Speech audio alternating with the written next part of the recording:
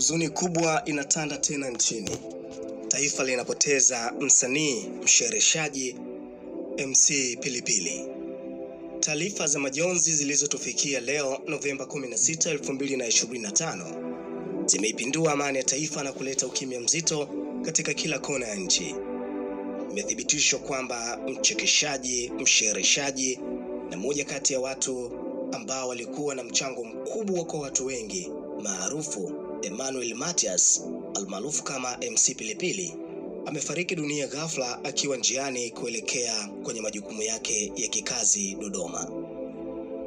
MC Pilipili alikuwa akisafiri kuelekea Dodoma kwa ajili ya kutoa huduma katika sherehe ambapo alialikwa kama MC, safari ambayo ilipaswa kuwa na mwendelezo wa kile alichokuwa kikifanya vyema kwa kutoa furaha na kuchangamsha watu. Lakini badala yake safari hiyo imemalizika kwa maumivu yasiyotamkika. Kwa mujibu wa taarifa iliyotolewa hospitali zilizotolewa na mganga mfawidhi wa hospitali ya General Dodoma, Dr. Ernest Ibenzi, anasema mshereheshaji huyo amefikishwa hospitalini akiwa tayari amepoteza uhai. Lakini zaidi ya ucheshi na burudani, MC Pilipili alikuwa nguzo ya huruma na moyo wa kujitolea.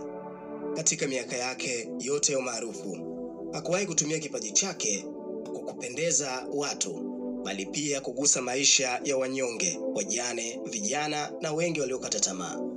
Na jamii ilikuwa inamhitaji sana, lakini pia alikuwa anasaidia watu wengi kimya kimya. Alijulikana zaidi kwa kutembelea wagonjwa hospitalini bila kamera, kuwalipia matibabu watu aliokutana nao barabarani, lakini pia kuwainua wale wote ambao walionekana kuwa na talanta.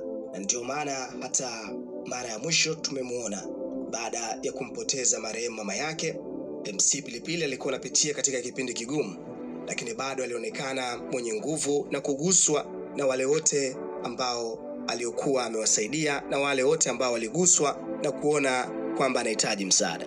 Kwa nje hakuonekana akiwa sawa. Hata katika interview zake mara nyingi MC Pilipili alikuwa anaonyesha kuwa ni mtu mwenye huzuni na muda wote alikuwa anahitaji kupata faraja.